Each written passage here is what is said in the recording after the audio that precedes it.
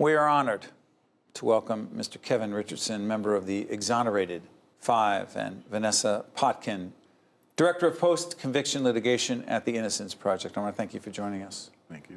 Thanks for having us. Kevin, part of the Exonerated Five, back in April 19th, 1989, the Central Park Five. You were one of those young men. Were you 14? 14 years old, correct. All 14 except one was 16. Two was 14, myself and Raymond Santana. We were the two youngest.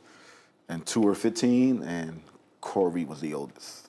So I was telling you before we got on the air here that I was watching a Netflix special. And by the way, the show that people should watch, the series is When They See Us, is a 4-part miniseries on Netflix. Check it out. But I was watching Oprah Winfrey interview you and your brothers, talking about that experience, and it was a powerful one. But I'm going to ask you, what is the most important message for people to understand that you and your colleagues, you and your friends spent a lot of time in jail? Your innocence was taken away, 14, 15, 16 years of age. How many years did you serve? I served 7 years in prison. Where? I started off in the juvenile facility because I was 16 when I actually went into prison. Then I got transferred as an adult to the adult prison at 21. Then I did the last 3 years there. So it was all everywhere, actually. I want people to understand this. There were a lot of people at the time in '89, including our president, Donald Trump, who was a private citizen at this time. He took out a full-page ad, newspapers in New York. He called for the death penalty for all five. I want everyone to understand that in 2002, DNA evidence confirmed that someone else who actually acknowledged that it was him who raped Tricia Miley in 1989 in Central Park, correct? That's right. A man came forward, Matias Reyes, and he said that he, started to tell people, I did this crime, I did it alone, and DNA testing was performed and confirmed that his DNA was on multiple items at the crime scene, and he had a history of committing similar crimes all by himself in the area around the time, including a rape that happened just days before in Central Park. What about the DNA evidence of Kevin and those other young men? Did it match? So at the time of the crime, the DNA didn't match, and law enforcement knew this, but this just shows the power of confessions, right? These young men were interrogated, ultimately, falsely confessed to the crime. How much pressure were they under to confess? Well, these were 14, 15, and 16-year-olds, right? And, what people don't realize is that it's perfectly legal in the United States to lie, for the police to lie when they're interrogating a suspect.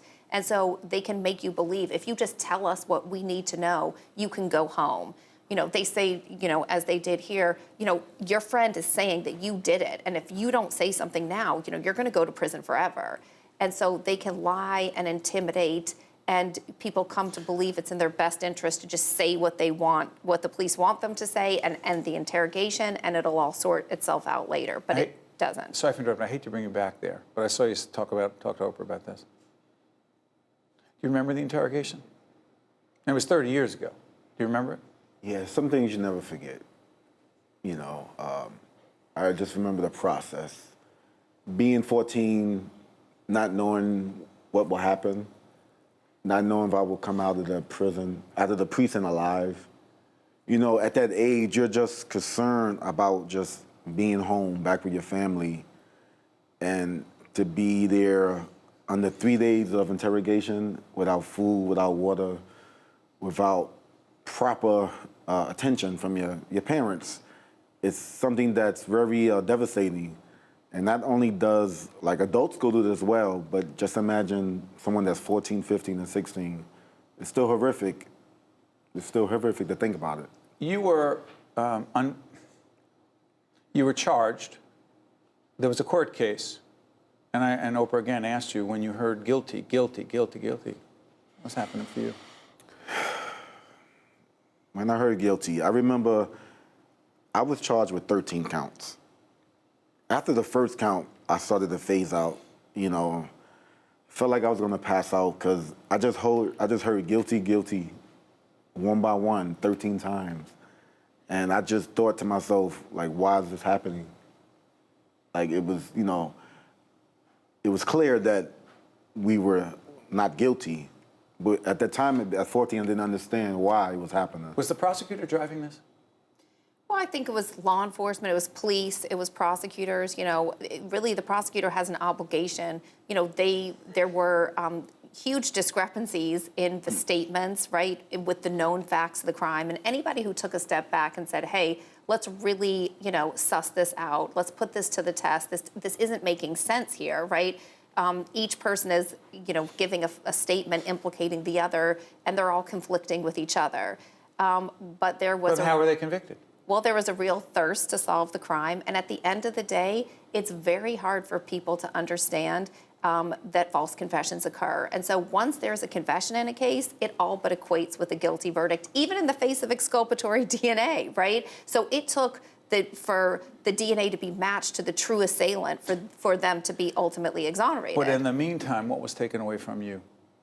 What was taken away from me is my youth, being able to grow, not knowing what will happen, and when I get older. One goal I always had, I wanted to attend Syracuse University. I was very into that. During that time, I was a Big East guy from New York, so I followed the basketball team, and I always just wanted to go to that Was Derek Coleman school. the man at the time? Yes, he was. I thought so. Derek Coleman, Billy Owens. I got it goes on. I hear you. So I've been a fan Jimmy since Boeheim then. was there at the time. He was there forever. But Yes, go ahead. he was. Go ahead. So, but just things like that, and also the basic things that we don't think about, like missing my prom. I wasn't able to fulfill being a kid. I had to grow up fast in the institution. One of the things about this documentary, or this miniseries on Netflix that struck me, and I've only watched part of it, and I'll make sure that I watch all of it, but I was listening to you and your colleagues, you and your brothers, and you are brothers. Yes, we're brothers. For life. Yes. You all had different experiences. Yes. Tortured in different ways, suffered in different ways. Yeah. What keeps you together? What keeps us together is that we went through this together, and we started as strangers, and then now we're brothers, because if anybody knows, we know exactly what happened to us. I mean, now the world knows because of the series when they see us, but we have that bond going through that, and to still be here 30 years later, to still be relevant, to still have our life story being untold to the world, is something that's very gratifying. You said, by the way, I said it was a documentary. It's a mini-series, not a mini-series. documentary. I'm going to clarify something on that. But you said in that special I saw on Netflix, it's painful, but? It's painful, but it's very necessary. Because? Because especially today in this society, people need to be awake, and we need to raise awareness about people that's still being incarcerated that's not guilty. And there's many, the number goes on, there's people that's still innocent. So all we wanted was to have our life story told, and it exceeded what we wanted. And now we just have to keep it alive and keep raising awareness. Devil's advocate, someone says, these guys got a settlement from the city of New York, $40 million. Yeah, they got to split it between, amongst all of them. There are legal fees, but they got $40 million. Come on, you say. Who would trade a day of their life to be in a maximum security prison, to be separated from their family, to be, prisons are dehumanizing places. And knowing you did not do it. Knowing you didn't do it. That there's no way to ever take away the suffering, the torture. Those psychological scars will always be there. By the way, stay right there. Corey Wise, one of the 5 of the Exonerated Five, solitary confinement. How long? For years. Yeah. For years. And, compensation doesn't make people who are wrongfully convicted whole. It's necessary, but you can never undo that experience. You can never, compensate somebody or really give them back everything that they lost. Who's apologized? Who hasn't? City of New York apologized? No. Prosecutor's office? No. Police? No. Courts? No. President Donald Trump? Definitely not. What would you say to him if you could talk to him face to face? You know, I want to be clear. Donald Trump, you can look it up, this isn't anyone's opinion, took out full-page ads in the tabloids in New York and other papers calling for the death penalty for these 5 young men who ultimately were found not to have committed this crime that someone else did, called for the death penalty. Never apologized. What would you say to him? At this point, I don't think it's much more, anything he was to really say much to him, just to basically, you see the truth.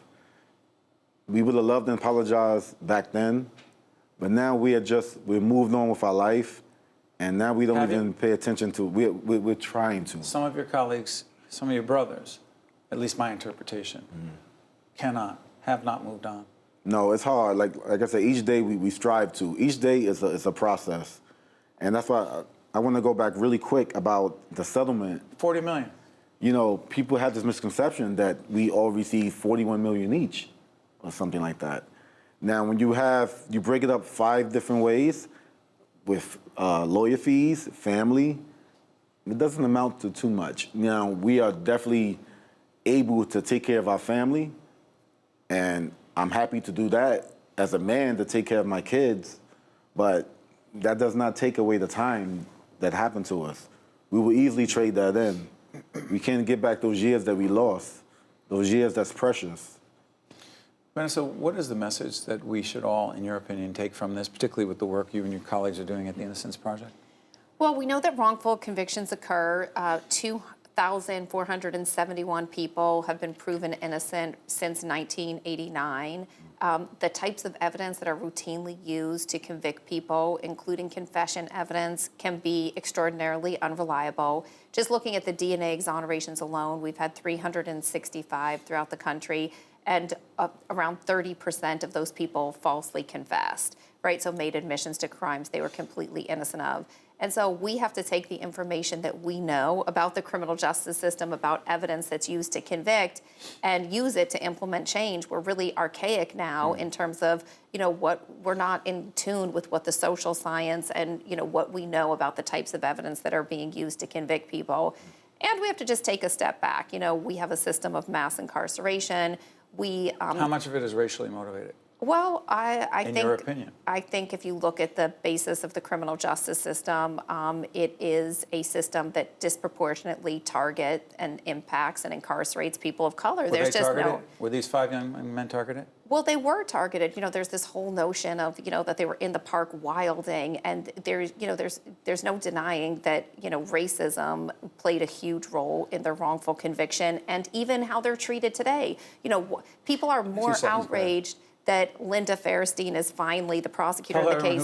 Linda Fairstein, did she recently resign? So she was, on the board of Vassar. She was, she went on to write books, and she drove this case. She drove the case. And she had the evidence that the DNA did not match, and she never, forget about apologizing, unless I'm wrong on this, she never said, hold on, time out, we got the wrong guys.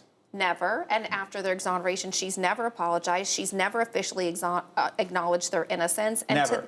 And she, Vassar recently, asked her to resign from the Board of Trustees. And people are more outraged over this tiny consequence that she's facing today than what happened Kevin, I'm to at 30 seconds. I'm sorry the for interrupting. Exonerated Five. Message to all of us. Give it to us. The message is never judge a book by its cover. We were kids that just was raised with our parents, raised in a nice background, but we were judged because the color of our skin, and not by how we are. So I just want to just keep raising awareness to people and see our life story, and now you see us. On Netflix. On Netflix. And they see you now. I want to thank you, Kevin, and most importantly, wish you and your family nothing but good health and a good life. Wish you the best. And Vanessa, thank you for adding perspective as well. Thank you. One-on-One with Steve Adubato has been a production of the Caucus Educational Corporation, celebrating over 30 years of broadcast excellence.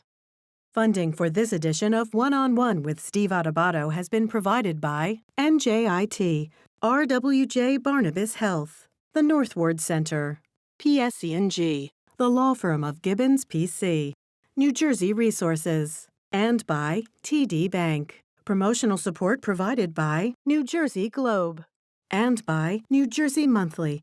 Transportation provided by Airbrook Limousine, serving the metropolitan New York, New Jersey area.